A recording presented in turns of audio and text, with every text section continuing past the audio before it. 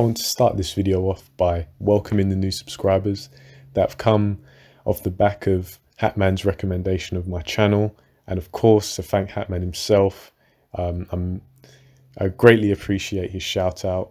My channel is minuscule and he's gone out of his way to give me some promotion and really help me develop this channel and turn it into something worthwhile.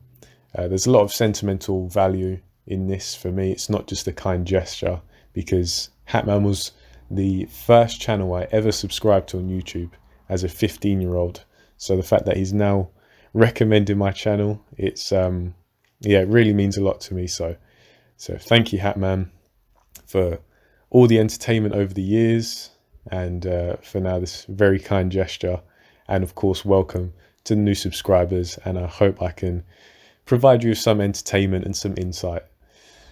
So, getting into the topic of today's video, at long last, Riel Casimero will square off against Guillermo Rigondeaux this Saturday for the WBO Bantamweight title. I say at long last because there has actually been a bit of a saga in the lead up to this fight.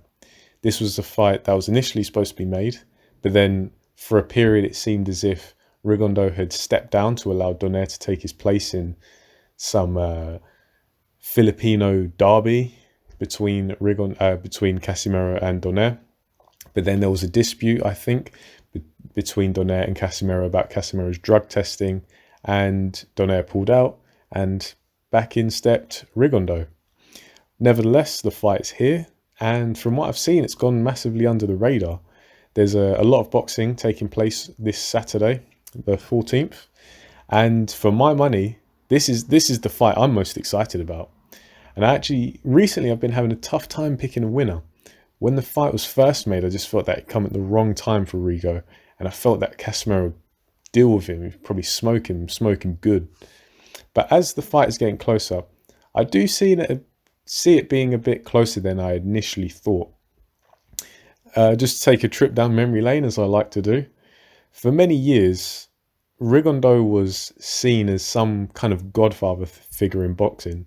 He was usually described as a little bit of a meme, but there was some truth to it. He was usually described as being your favorite boxer's favorite boxer. And amongst the boxing fraternity, he was almost revered. And many fighters would tell stories about when they'd seen Rigo blast people out in the gym and, you know, break 4 noses in a row and stuff like that. But despite the reputation that Rigo had carved out for himself over the course of his amateur career and his first years as a pro, he now finds himself somewhat in the wilderness. He's had to deal with long spells of inactivity and subpar opposition. And for the record, Rigondeaux was one of the few fighters who is legitimately avoided. A lot of people say, oh, this guy's avoided, they're ducking this guy. Rigondeaux is one of the few fighters who was truly avoided. Scott Quigg, Carl Frampton, Leo Santa Cruz, Abner Mares, they all shamelessly ducked Rigo in a bid to protect their unbeaten records. But that's in the past. They've all gone their separate ways, and we're in the present now. And in this present moment, Rigo is 40 years old, supposedly, you know, on record he's 40 years old, but if he's older, I would not be surprised. He's been out of the ring for 18 months, and he's coming off of a less than stellar split decision victory over Liborio Solis. Casimero, on the other hand, is at the ripe age of 32, kind of old or older for one of the little guys in boxing, but he seems quite fresh. He's seems to be peaking right now, and he's on a 6-fight stoppage streak, including an early TKO victory over Zolani Tete, who himself was seen as a little bit of a boogeyman at bantamweight. And Casimero, he's always had this rough and ready style, and he's always been seen as a good, legitimate puncher. You know, just ask Charlie Edwards. But recently, I feel like we start to see Casimero really refine his craft and take his boxing IQ and his boxing technique to another level. And based on recent performances and the strengths of both fighters, I still have to go with Casimero by stoppage. Though I think initially I was overlooking Rigo's chances because I think he still has that left hand, and you know that left hand is that smoke. That is a blistering left hand, and it really only kind of comes in the form of a straight left hand or kind of arcing overhand left. But he's accurate with it, and how many times has he damaged fighters with it? He broke Donair's eye socket. He almost removed Jazza Dickens' jaw from his face, and it's such a consistent weapon when he throws it, and that's really the issue. So I do think that Rigo has a chance of stopping Casimero. I believe that anyone, bantam or super bantamweight, could get stopped by Rigo's left hand. I just can't see this fight being the one where that left hand saves him. This fight can potentially go rounds because Rigo, even though he's at least 40 years old, he seems to have maintained a decent amount of mobility, and he does have quite an infamous negative streak in him. It's not uncommon to see him really get on the back foot and for the crowd to start booing. I think I've seen that more often than not in his career. But I see, even though he can do that, I see as soon as he engages or chooses to engage with Casimero, I think he's going to be in considerable danger. And just to kind of give you a profile of Rigondeaux, despite the fact that he has a very refined look to his style and he's very graceful in his movement, you can tell that this is someone who's dedicated their life to boxing. When you break down the theory of his style, he's not the most versatile fighter, and on top of that, he's actually quite basic. And now, basic doesn't mean bad. You know, I say basic by professional boxing standards. He's really a prime example of the success one can have when they master the fundamentals. His offense and his defense aren't that difficult to break down, but he has an exceptionally high proficiency at the basics. And when you combine that with the fact that he is, and I don't say this lightly, he is a freak athlete. He's become pretty much a legendary fighter in his own right. And people may take issue when I say that Rigondeaux's basic, but he is. If you look at the way he sets up his offense, he resorts to probing with the lead right hand. And he does it in such a methodical fashion, simply to just build a rhythm, and then break it. And he attempts to catch you off with that. And it's very simple. But of course, it's enhanced by the fact that he is very explosive and he's got this phenomenal speed. And technically, the biomechanics of it are quite good. So I don't think he's the hardest fighter to figure out, but it's difficult because he's had so much practice at that style, and he's of course equipped with great reflexes and athleticism.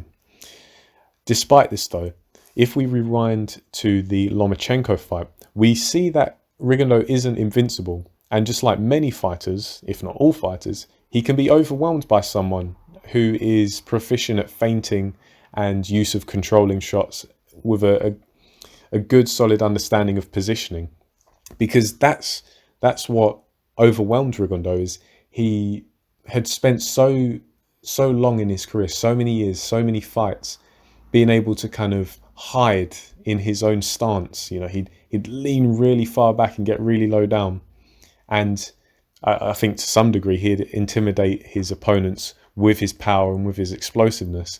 But with a Lomachenko who understands positioning, he understands when Guillermo Rigondeaux was in that position, what am I vulnerable to getting hit by, but also what is he vulnerable to getting hit by? And Lomachenko, master of feinting, master of probes, and just the non-punching activity, as Ben Davison likes to term it. He just overwhelmed Rigondeaux and forced Rigondeaux to quit. And not to say that Casimero is as good as Lomachenko, because he isn't, but I don't think he has to be. I think Casimero has enough, I think he's crafty enough and he's smart enough to overwhelm Rigondeaux in a similar way, but then he'll have the power to really damage Rigondeaux more so than Lomachenko does. In particular, I think the left hook of Casimero would be a key punch and will ultimately be the punch that stops Rigondeaux, probably in around 7 or 8. I don't think Rigondeaux has the punch resistance to stand up to Casimero. We've seen Rigondeaux be hurt and dropped before by, in my opinion, lesser punches than Casimero. As I say, it may go rounds because Guillermo Rigondeaux does have a decent amount of mobility. He can still get up on his toes. I think there's going to be a decent feeling out process because with Casimero, he's a little bit of a back foot merchant. And when I say that, I don't mean he travels backwards. I mean he carries his weight predominantly on his back leg, keeping the right hand loaded, and then using the lead left hand as a bit more of a fencing tool, a probe and a lighter shot to set up the right hand. But I believe once he starts to get some forward momentum, he'll bring his weight forward, and if he can get onto the outside of Rigondeaux's probing right hand, he'll have a lot of space and an opportunity to land his left hook. So yeah, I'm going to go with Casimero, stoppage in round 7 or 8. Not sure if the corner will throw in the towel, if the referee will step in. I just think he stops Guillermo Rigondeaux in round 7 or 8. So that's my prediction for this fight. I'm looking forward to this one. I think it's going to be a good fight. And it's really last chance for Rigondeaux, you have to imagine, because he's no spring chicken. Kind of left a bad taste in people's mouth since quitting to Lomachenko, even though that was 3.5 years ago. But, you know, these things, they stick with you. And he's hardly had a good performance since. He's been in against kind of D, C level opposition, and he hasn't looked good at all.